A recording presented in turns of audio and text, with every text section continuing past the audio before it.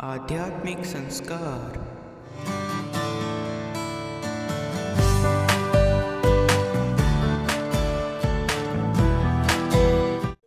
About Almighty Krishna's Bani. Who is watching everyone? आध्यात्मिक संस्कार, आध्यात्म के ओर कदम। गीता ज्ञान। श्रीमद् भगवद गीता के दूसरे अध्याय का महात्म्य। श्री भगवान कहते हैं, लक्ष्मी प्रथम अध्याय के महात्मा के उत्तम उपाख्यान मैंने तुम्हें सुना दिया। अब अन्य अध्यायों के महात्म्य श्रवण करें। दक्षिण देश में वेदवता ब्राह्मणों के पुरंदरपुर नामक नगर में श्रीमान देव शर्मा नामक एक विद्वान ब्राह्मण रहते थे। वे अतिथियों के पूजक, स्वाध्यायशीय, वेद शास्त्रों के विशेषज्ञ, यज्ञों का अनुष्ठान करने वाले और तपस्वियों के सदा ही प्रिय थे। उन्होंने उत्तम द्रव्यों के द्वारा अग्नि में हवन करके दीर्घ काल तक देवताओं को तृप्त किया, किंतु उन धर्मात्मा ब्राह्मणों को कभी सदा रहने वाली शांति न मिली।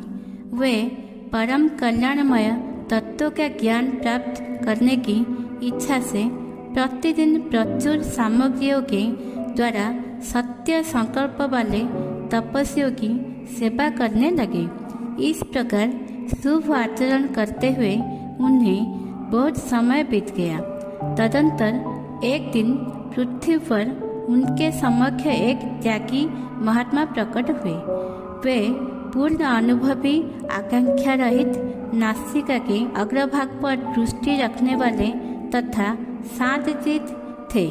निरंतर परमात्मा के चिंतन में संलग्न हो वे सदा आनंद विभोर रहते थे। देव शर्मा ने उन नित्य संतुष्ट तपस्वी को शुद्ध भाव से प्रणाम किया और पूछा, महात्मा, मुझे शांतिमय स्थिति कैसे प्राप्त होगी?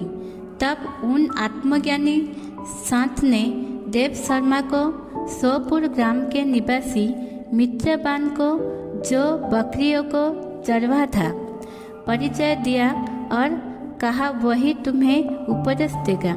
यह सुनकर देव शर्मा ने आत्मा के चरणों की वंदना की और समृद्धिशाली सोपुर ग्राम में पहुंचकर उसके उत्तर भाग में एक विशाल वन देखा। उसी वन में नदी के किनारे एक शिला पर मित्रवान बैठा था। उसके नेत्र आनंद तीर्थ से निश्चल हो रहे थे। वह अपलक दृष्टि से देख रहा था। वह स्थान आपस का स्वाभाविक बैर छोड़कर एकत्रित हुए परस्पर विरोधी जंतुओं से घेरा था। वहाँ उद्यान में मंद मंद वायु चली रही थी। मुर्गों के झुंड शांत भाव से बैठे थे और मित्रवान दया से भरी हुई आनंदमयी मनोहारिणी दृष्टि से पृथ्वी पर मानो अमृत छिड़की रहा था। इस रूप से उसे देखकर देव शर्मा का मन प्रसन्न हो गया। वे उत्सुक होकर बड़ी विनय के साथ मित्रबान के पास गए। मित्रबान ने भी अपने मस्तक को किंचित नवाकर देव शर्मा को सत्कार किया। तदंतर विद्वान देव शर्मा अनन्य चित्त से मित्रबान के समीप गए और जब उसके ध्यान का समय समाप्त हो गया, उस समय उन्होंने अपने मन की बात पूछी। महाभाग, मैं आत्मज्ञान प्राप्त करना चाहती हूँ। मेरे उस मनोरथ की पूर्ति के लिए मुझे किसी ऐसे उपाय का उपदेश कीजिए जिसके द्वारा सिद्धि प्राप्त हो चुकी हो। देव शर्मा की बात सुनकर मित्रबान के एक क्षण तक कुछ विचार किया। उसके बाद इस प्रकार कहा, विद्वान, एक समय की बात है, मैं वन के भीतर बकरियों की रक्षा कर रहा था। इतनों में ही एक भयंकर व्याघ्र पर मेरी दृष्टि पड़ी, जो मानो सबको ग्रास लेना चाहता था। मैं मृत्यु से डरता था, इसलिए व्याघ्र को आते देख बकरियों के झुंड को आगे करके वहां से भाग चला, किंतु एक बकरी तुरंत ही सारा भय छोड़कर नदी के किनारे उस व्याघ्र के पास बेरोक टोक चली गई। फिर तो व्याघ्र भी द्वेष छोड़कर चुपचाप खड़ा हो गया। उसे इस अवस्था में देखकर बकरी बोली, व्याघ्र, तुम्हें तो अभीष्ट भोजन प्राप्त हुआ है। मेरे शरीर से मांस निकालकर प्रेम पूर्वक खाओ ना। तुम इतनी देर से खड़े क्यों हो? तुम्हारी मन में मुझे खाने को विचार क्यों नहीं हो रहा है? व्याघ्र बोला, बकरी, इस स्थान पर आते ही मेरे मन से द्वेष का भाव निकल गया। भूख प्यास भी मिट गई, इसलिए पास आने पर भी अब मैं तुझे खाना नहीं चाहता। व्याघ्र के यह कहने पर बकरी बोली, न जाने मैं कैसे निर्भय हो गई हूँ, इसमें क्या कारण हो सकता है? यदि तुम जानते हो तो बताओ। यह सुनकर व्याघ्र ने कहा, मैं भी नहीं जानता। चलो सामने खड़े हुए इन महापुरुषों से पूछे। ऐसा निश्चय करके वे दोनों वहां से चल दिए। उन दिनों के स्वभाव में यह विचित्र परिवर्तन देखकर मैं बहुत विस्मय में पड़ा था। इतने में ही उन्होंने मुझसे आकर प्रश्न किया।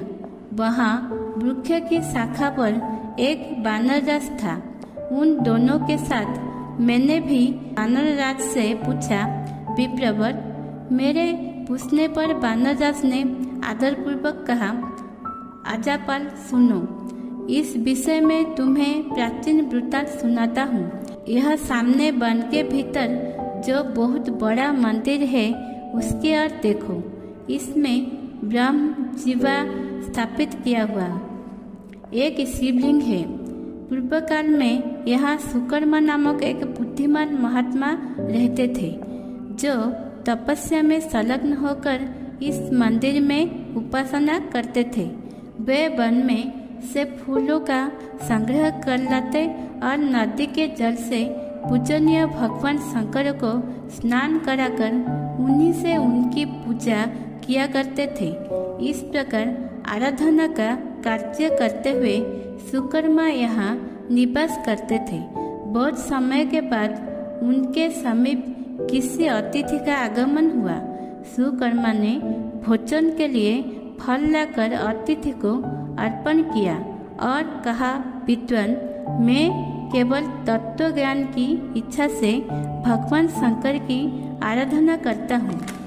आज इस आराधना का फल परिपक्व होकर मुझे मिल गया, क्योंकि इस समय आप जैसे महापुरुष ने मुझ पर अनुग्रह किया है। सुकर्मा के ये मधुर वचन सुनकर तपस्या के धनी महात्मा अतिथि को बड़ी प्रसन्नता हुई। उन्होंने एक शिलाखंड पर गीता का दूसरा अध्याय लिख दिया और ब्राह्मण को उसके पाठ एवं अभ्यास के लिए आज्ञा देते हुए कहा, ब्राह्मण, इससे तुम्हारा आत्मज्ञान संबंधी मनोरथ अपने आप सफल हो जाएगा।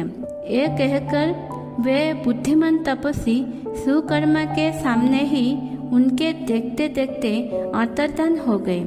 सुकर्मा विस्मित होकर उनके आदेश के अनुसार निरंतर गीता के द्वितीय अध्याय का अभ्यास करने लगे। तदंतर दीर्घकाल के पश्चात अंतःकरण शुद्ध होकर उन्हें आत्मज्ञान की प्राप्ति हुई। फिर वे जहाँ जहाँ गए वहाँ वहाँ का तपोवन शांत हो गया। उनमें शीत उष्ण और राग द्वेष आदि की बाधाएं दूर हो गई। इतना ही नहीं, उन स्थानों में भूख प्यास का कष्ट भी जाता रहा तथा भय का सर्वथा अभाव हो गया। यह सब द्वितीय अध्याय का जप करने वाले सुकर्मा ब्राह्मण की तपस्या का ही प्रभाव समझो। मित्रवन कहते हैं, वानरराज के ये कहने पर मैं प्रसन्नता पूर्वक बकरी और व्याघ्र के साथ उस मंदिर की ओर गया। वहां जाकर शिलाखंड पर लिखे हुए गीता के द्वितीय अध्याय को मैंने देखा। और पढ़ा। उसकी आवृत्ति करने से मैंने तपस्या का पार पा लिया है। अतः भद्रपुरुष, तुम भी सदा द्वितीय अध्याय की ही आवृत्ति किया करो।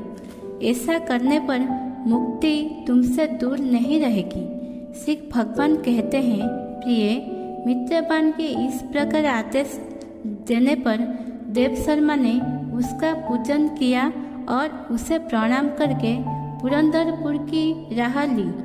वहाँ किसी देवालय में पूर्वोक्त आत्मज्ञानी महात्मा को पाकर उन्होंने यह सारा वृत्तांत निवेदन किया और सबसे पहले उन्हीं से द्वितीय अध्याय को पढ़ा। उनसे उपदेश पाकर शुद्ध अंतःकरण वाले सुकर्मा प्रतिदिन बड़ी श्रद्धा के साथ द्वितीय अध्याय का पाठ करने लगे। तब से उन परम पद को प्राप्त कर लिया। लक्ष्मी यह द्वितीय अध्याय का उपाख्यान कहा गया।